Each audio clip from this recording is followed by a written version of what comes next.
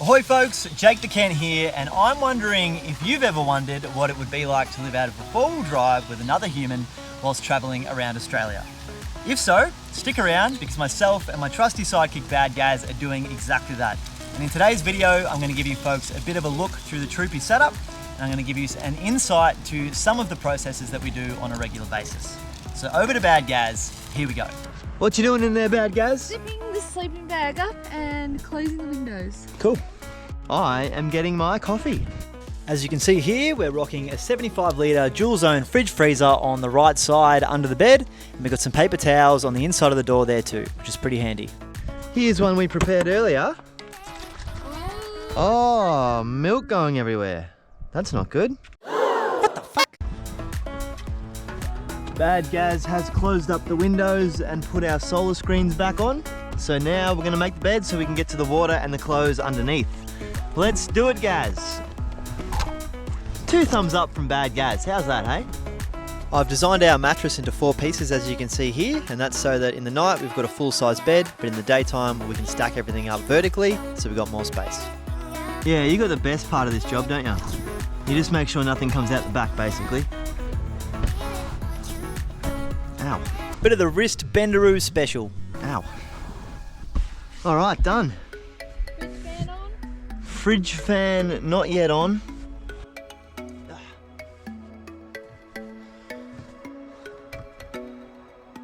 Fridge fan on. Little fridge fan vent.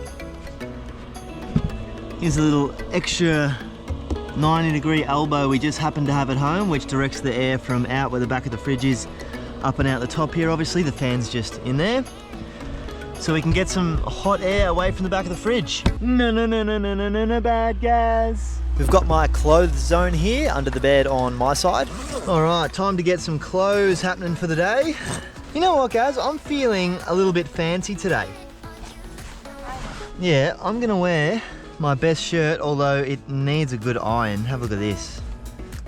Alrighty, taking the tour over to Bad Gaz's side of the car now. Our drinking water is stored in Bad Gaz's box here. So the hose comes out the top of the water can. So you can see Bad Gaz here sucking the water through the hose so that we can siphon it out, since we didn't want to rely on an electric pump. When we do this, we'll generally try to fill up a few water bottles at a time, just to save us needing to get in and out of that box all day. When we're out of water, we just connect to a tap and run a hose in with a filter on the end. When the water's getting close to the top, I yell out to Bad Gaz and she cuts off the tap. And so far, no spillage. Although we have had some pretty bloody close calls. Luckily though, the water is in Bad Gaz's box, and that may or may not have been by design.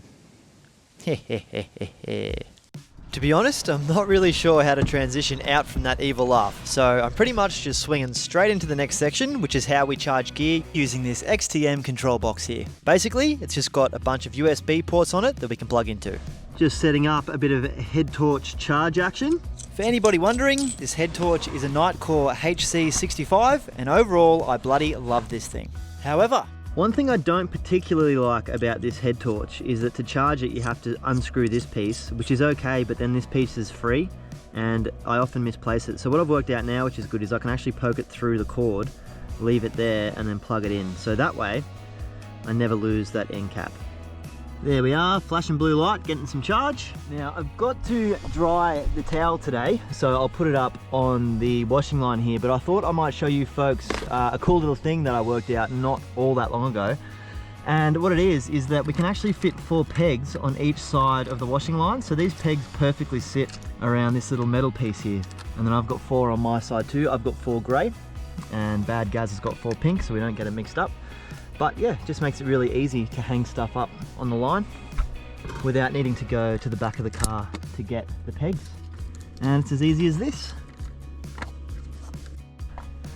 There we go, towel drying. I'm gonna wear my cap today, so as you may know, my main hat lives up there, but my cap actually lives underneath Bad Gaz's broad brim hat. The reason my cap doesn't live under my hat, which would be nice, and I did try that for a while, is Gaz's cap's just got like a firmer brim, so you can sort of load the inside with hats and it will still stay up under the elastic, whereas mine, once you put a hat in, it will fall down. What's up, Gaz? I always have my hat. Do you want your magician hat or your regular cap? Regular. Regular cap, coming right up. Oh, there's your other hat. You've got hats on hats on hats up here, Gaz. I do. Bad Gaz, the Mad Hatter. Cruising down to the back of the car now, and I'll show you a few things around there. What's happening now, Gaz? Just at the refill station. We've got our little Dettol bottle here that sits up in the front with us, and we fill that up with this one.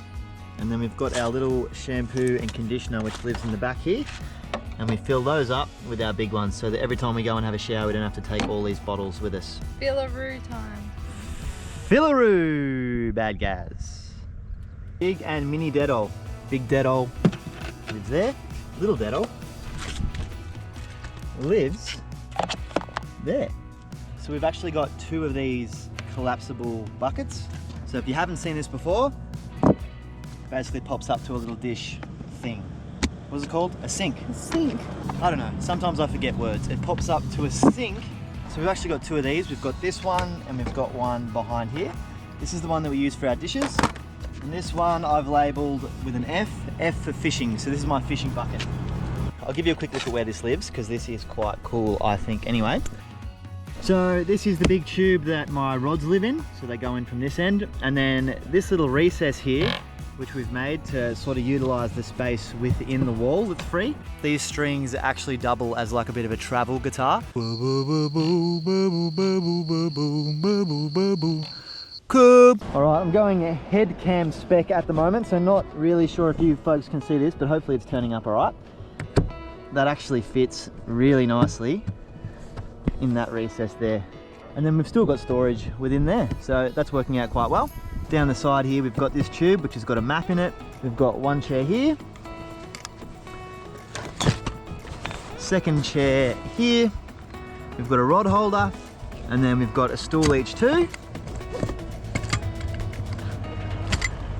That all fits quite nicely down the side there. We then put our little support bracket in here and our two top panels. So this one's got the vent in it, so obviously that goes where the fan is. And then this one's got the little corner cut out here, so this goes at the back just to cut the corner off. This folds in, and just so that doesn't come out in the night, we've got this little piece of wood that locks it all up. That's the back quarter. So we're back in the cab here, and this is the area just above the driver's seat where my Leatherman multi-tool lives. And of course, I've named this Leatherman David. That is David Leatherman. Well, what else was I going to name it? Going to do the quick paper towel changeover and put them up here. And I just realised that after the David introduction, I somehow forgot to show you what I use it for. But basically, I just remove a screw that allows me to slide the paper towel on and off. Where are you going, Gaz? IGA. And why are you going to IGA? Gonna come back and make nachos. Nachos, yeah, Gaz. I make the most of this rare moment of Gazlessness by doing some video editing. And before too long, Gaz is back with the snack attack. Prepped the goodies. Almost nachos, but it's not melted. Yet. How are we going to melt it? We're not. Okay. Following the non-melted nacho entree, I bust out Bernie the cooker and get the mains underway. Both Bernie and the gas hose live in the back of this drawer here, and as you can see, Gaz is a fan of how well everything slots into place. To fuel this sucker, we've got a 4 kilo gas bottle mounted to the roof, which usually stays up there since we've got an extra long gas hose. Unfortunately, it's time to wash the flanny, which means I can't wear it today, which is a shame. To wash clothes, we'll either visit a laundromat or more commonly bust out our big orange dry bag. Pretty much the routine is to find some running water, let them soak for a while, and then put the bag in Bad Gaz's way in hopes that she'll get annoyed and have to sort it out. Where are you going to sit, Gaz? I don't know, on the roof. She's well and truly up to speed with my tactics though, so she usually waits it out and we'll usually wash them by hand together. Anyway, I hope you've enjoyed this mini tour video. We're off to soak up a beautiful sunset now, but I'll catch you in the next one where I'm busting out the fishing rods once again. I'm hooking big fish, I'm hooking small fish, and unfortunately I'm even hooking a microscopic fish. Poor little fella. Gaz catches a fish and I somehow manage to catch a fish that catches a fish while I'm catching that fish. Cheeky bugger. Oh, did you see that big fish down there? Yep. Look at the groper. Oh, groper got him. So thank you very much for your time and attention, folks. And don't forget to like and subscribe for more feckin' adventures if you'd like to fish, explore and camp your way around Oz. And if fishing's not really your thing, then for the most part you're in the right place because I usually catch all. but you might enjoy the 17-part Cape York mini-series which I've recently wrapped up on the channel. Anyway, thanks again and have a good one.